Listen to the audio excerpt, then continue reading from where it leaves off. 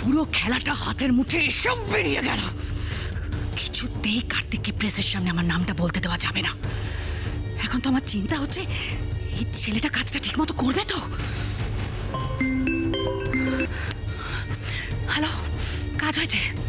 হ্যাঁ ম্যাডাম, কাজ হয়ে গেছে। Good good, very good. ভুল করে আমার নামটা বলে ফেলেনি তো কার্তিক? না ম্যাডাম, আপনার নামটা নিতে যাচ্ছিল, কিন্তু তার আগেই উড়িয়ে দিয়েছে। Very good, very good. এর পুরস্কার তুই পাবি, পাবিস। হ্যাঁ মুস্কান, তুই ঠিক দেখেছিস? হ্যাঁ গো মাসি, লোকটা গায়ে চাদর দিয়েছিল, আমি তো ভেবেছিলাম বসতে কেউ হবে। হ্যাঁ, এ তো পুরো সিনেমার মতো, লোকটাকে মেরে ফেলে দিল। খুব সাংঘাতিক ব্যাপার তো। ও ও এইসব যে কারা করছে সেটা কি আর বুঝতে বাকি আছে? ওরা তো প্রথম থেকে আমাদের ক্ষতি করেছে। ওই তো মাসি।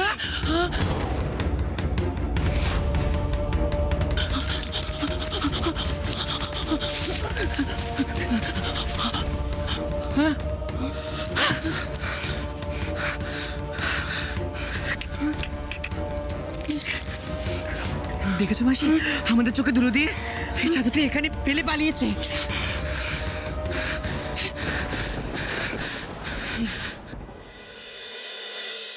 ওকে ওকে, হ্যাঁ হ্যাঁ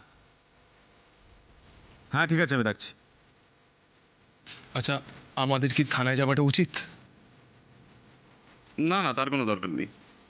কিন্তু এত বড় একটা ঘটনা ঘটে গেল, পুলিশ আমাদের থেকে জানতে চাইবে। Not at all. এই পুরো ঘটনাটা মিডিয়ার চোখের সামনে করেছে, সো আমাদের আলাদা করে কোনো কৈফিয়ত দেওয়ার কোনো প্রয়োজন নেই। আর লিগেল ব্যাপারটা আমি সামলে নিচ্ছি, আপনারা বরং একটু বিশ্রাম করুন। এই কয়েক ঘন্টা প্রচণ্ড ধকল গেছে। আর হ্যাঁ, একটু সাবধানে থাকবেন। আমি সিকিউরিটির ব্যবস্থা করে দিয়েছি, ওরা এক্ষুনি চলে আসবে। আমি আসি, কোনো দরকার পড়লে ফোন করবেন, কেমন?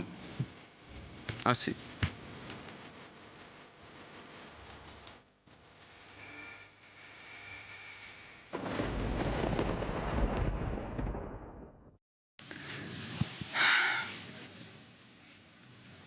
সত্যি এই নিজামুদ্দিন বাবুর কোনো তুলনাই হয় না।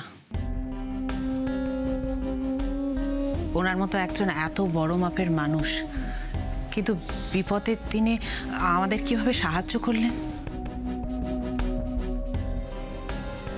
সত্যি এই মানুষটার সম্মান আমি কিছুতেই নষ্ট হতে দেব না।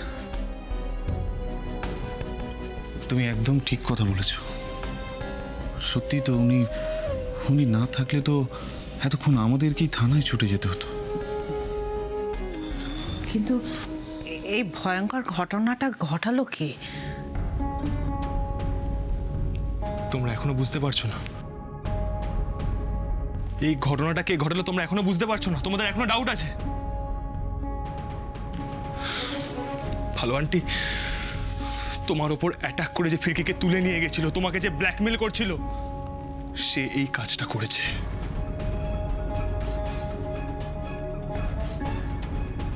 আমার ড্যাড।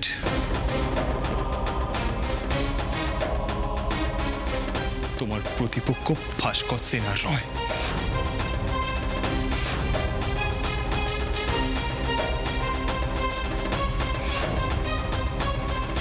তবে আমার কিন্তু সম্পূর্ণভাবে অন্য কিছু মনে হচ্ছে নীলাদ্রি।